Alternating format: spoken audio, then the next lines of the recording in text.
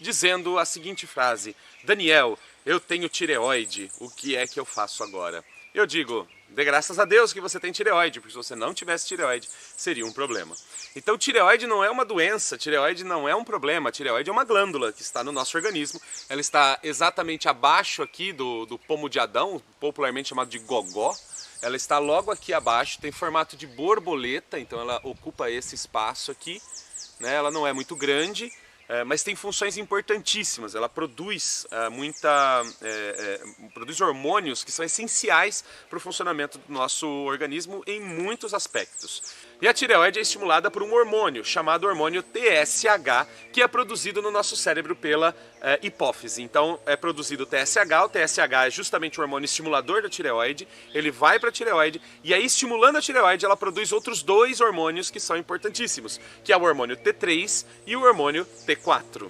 Esses hormônios estão relacionados com a regulação e a boa função de vários órgãos do nosso corpo, como por exemplo coração, rim, fígado, intestinos, tudo está muito ligado com a boa função desses hormônios. Então ter esses hormônios numa quantidade adequada no organismo é extremamente importante, nem menos, nem mais. Esses hormônios interferem diretamente no crescimento de crianças, de adolescentes, na maturação sexual, na fertilidade, controle do ciclo menstrual, na memória, no humor, muitos fatores, esses são somente alguns, mas muitos fatores da nossa saúde, do nosso organismo, são controlados pelos hormônios T3 e T4 produzidos pela tireoide. Quando a tireoide não funciona bem, ela não funciona direito, a gente tem dois casos clássicos. A gente tem o hipotireoidismo, que é uma depressão da atividade da tireoide que leva a uma baixa produção de hormônios. Então você tem menos hormônios T3 e T4 do que deveria disponível no seu organismo. Ou a gente tem um estado de hiperestimulação da tireoide, onde a gente tem o hipertireoidismo, onde há uma disponibilidade maior, excedente desses hormônios na corrente sanguínea. Em ambos os casos, nós temos problemas metabólicos graves e precisam ser controlados, né? Senão eles podem se desenvolver ao longo da vida, levando a vários outros problemas secundários. Em ambos os casos, há a possibilidade do hiperdesenvolvimento da tireoide, ou seja, uma hipertrofia dela, ela cresce, ela incha e a pessoa fica com uma papada grande aqui, que é chamado de bócio, né? Fica com a papada grande. Na nossa alimentação, por exemplo, o iodo é uma substância importantíssima para a saúde da tireoide. Os hormônios tireoidianos são produzidos com utilização de iodo. E quando falta iodo, a gente acaba tendo o bócio, acaba tendo o hipertireoidismo, o hipotireoidismo, acaba tendo problemas da tireoide. Por isso, na nossa alimentação, por lei, o sal de cozinha convencional é iodado, ou seja, adiciona-se iodo, enriquece o sal com iodo para que haja um consumo frequente, adequado de iodo, porque ele não é uma substância tão fácil assim de encontrar na natureza, né? Então, a gente tenta fazer essa reposição a partir do sal de cozinha. Mas logicamente que há hoje limitações no uso do sal de cozinha, a gente entende que o sal de cozinha não é saudável, tenta fazer uma redução desse sal e aí com isso reduz o iodo também. E aí as pessoas acabam usando o Lugol, que é um suplemento ou um tratamento à base de iodo. O Lugol é feito de iodo, né? Ele tem uma grande concentração de iodo e pode ajudar. O problema é que há uma vulgarização do uso do Lugol e as pessoas começam a usar Lugol para emagrecer, Lugol para isso, Lugol para aquilo. E isso pode se tornar prejudicial para o organismo, sim. Então é preciso sempre estar acompanhado pela opinião de um endocrinologista que vai acompanhar a sua tireoide no desenvolvimento do seu problema e o acompanhamento de nutricionista que vai controlar a sua alimentação para que você faça a ingestão adequada de iodo.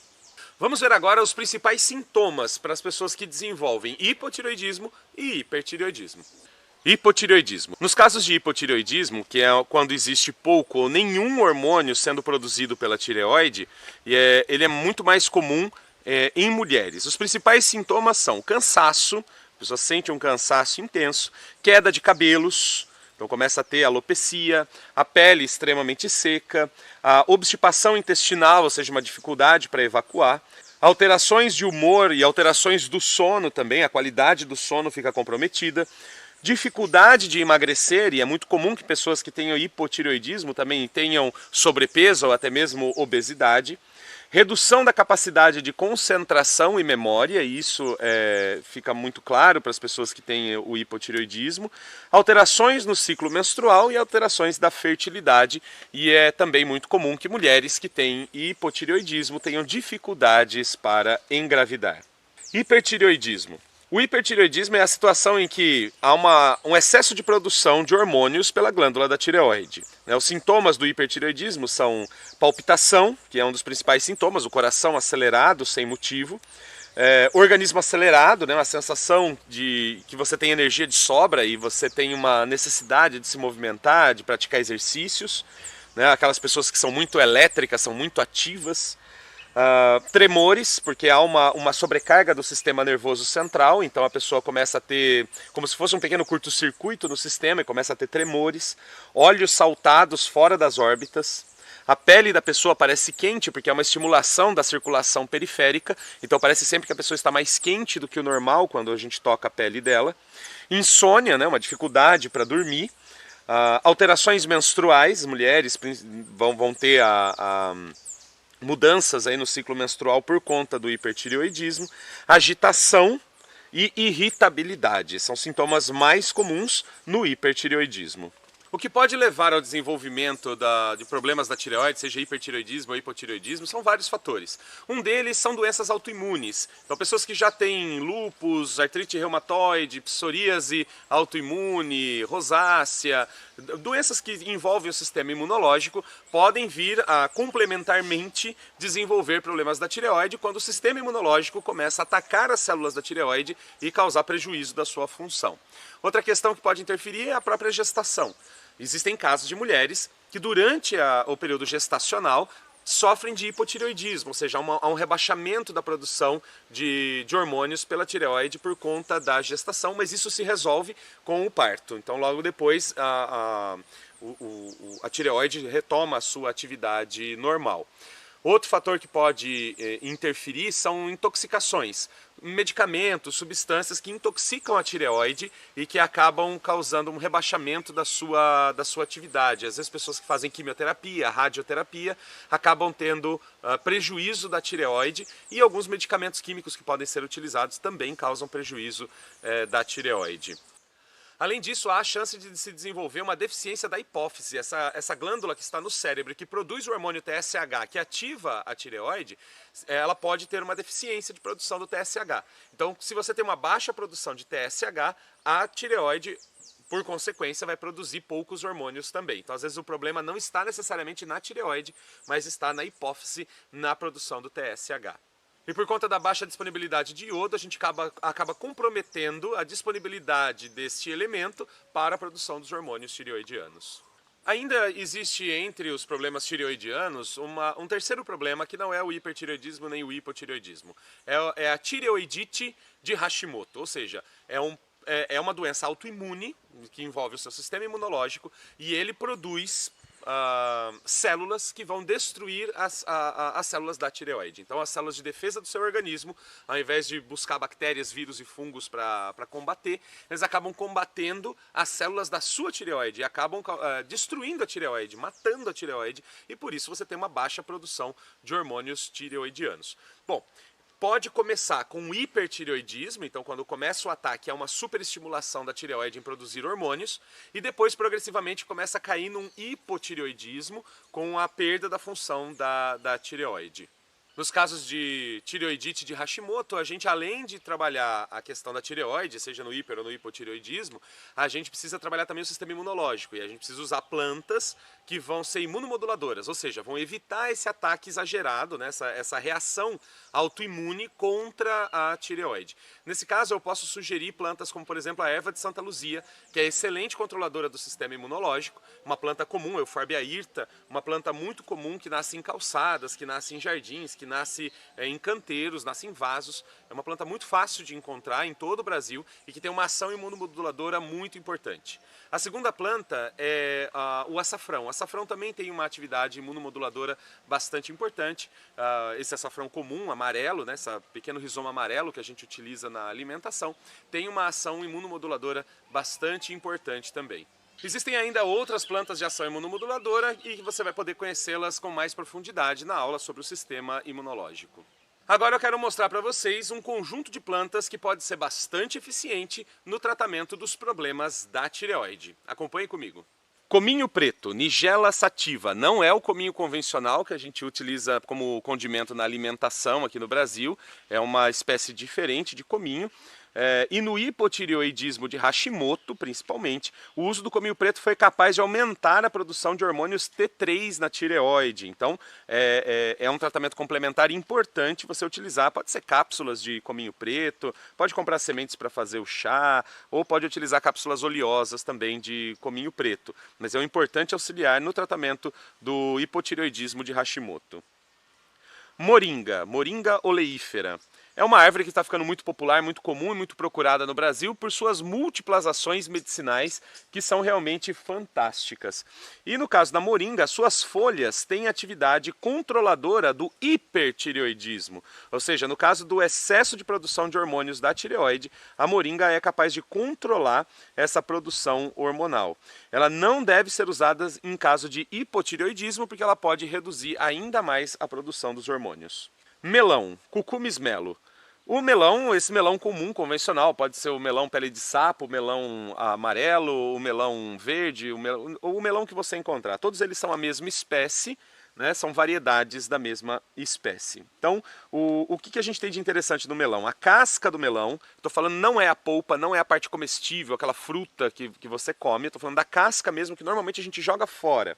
A casca do melão aumenta a produção de hormônios tireoidianos. Então você tem as cucurbitacinas, que são essas substâncias ativas na casca do melão, e elas são estimulantes tireoidianos e auxiliam muito no tratamento do hipotireoidismo, principalmente a associação com o gengibre, que a gente vai falar daqui a pouquinho. Serralha brava, Sonchus asper, é a variedade de serralha que também é muito comum no Brasil todo, mas que ela tem projeções na borda de suas folhas meio pontiagudas, como espinhos na borda das folhas. E a serralha brava, por sua capacidade antioxidante, ela é capaz de proteger as células da tireoide de danos causados por produtos químicos. Então evita as intoxicações químicas por medicamentos, quimioterapia, radioterapia ou outros agentes químicos que podem interferir na tireoide. E também, né, então vão garantir aí a saúde da tireoide no caso também de você ter que tomar uma medicação que é prejudicial para a glândula. Laranja, Citrus sinensis. E eu estou falando da laranja pera, laranja convencional que você pode encontrar no supermercado. Em caso de hipertireoidismo, ou seja, no excesso de produção de hormônios da tireoide, o extrato feito com a casca de laranja, nesse caso você pode fazer o chá, você pode usar tintura, você pode fazer como achar mais conveniente. O extrato da casca da laranja tem a capacidade de reduzir 43% a produção de hormônio T3 e 28% os hormônios T4. Então, é um depressor significativo da produção de hormônios tireoidianos. Gengibre, Zingiber officinale. E o gengibre convencional que a gente usa para fazer quentão no Brasil, né, uma planta excepcional com várias propriedades medicinais. E por sua ação estimulante do organismo, ela auxilia no tratamento do hipotireoidismo. Então recomenda-se o suco de gengibre junto com as cascas de melão para um tratamento muito simples e muito eficiente para o hipotireoidismo. Saião, Bryophyllum pinnatum e Kalanchoe brasiliensis. Essas duas espécies são usadas na medicina popular praticamente com as mesmas funções. As pessoas usam da mesma forma as duas, até mesmo como se fosse a mesma espécie, mas não são. A espécie Kalanchoe brasiliense, que tem as flores vermelhas voltadas para cima, ela é sabidamente um redutor da função da tireoide, ou seja, ela vai auxiliar no tratamento do hipertireoidismo, vai reduzir a ação da tireoide. Não existem informações científicas que comprovem que essa mesma ação aconteça com o uso do Bryophyllum pinnatum, que é o saião. Mas, por precaução e pela similaridade entre as duas espécies, entre o Kalanchoe brasiliense e o Bryophyllum pinnatum, a gente não indica nenhum dos dois no caso de hipotireoidismo. É uma precaução para que não haja prejuízo da tireoide. Ginseng indiano, também chamado de ashwagandha, é a Withania somnifera. Estudos já comprovam que ele tem uma ação estimulante sobre a glândula da tireoide e aumenta significativamente a produção de hormônios T3 e T4. Bacopa, ou Bacopa monnieri. Ela demonstra a capacidade de estimular a produção de hormônios T4 em até 41%, auxiliando muito no hipotireoidismo. Babosa, Aloe barbadensis, ou aloe vera. O uso do gel, né, da babosa internamente, ou seja, consumindo oralmente esse gel, ele tem uma capacidade de inibir a produção de hormônios tireoidianos, podendo reduzir tanto a produção de T3 como de T4. Pode ser usada no hipertireoidismo e deve ser evitada no hipotireoidismo. E é importante observar a toxicidade renal dessa planta. Pessoas com problemas renais crônicos não devem de maneira nenhuma utilizar a babosa.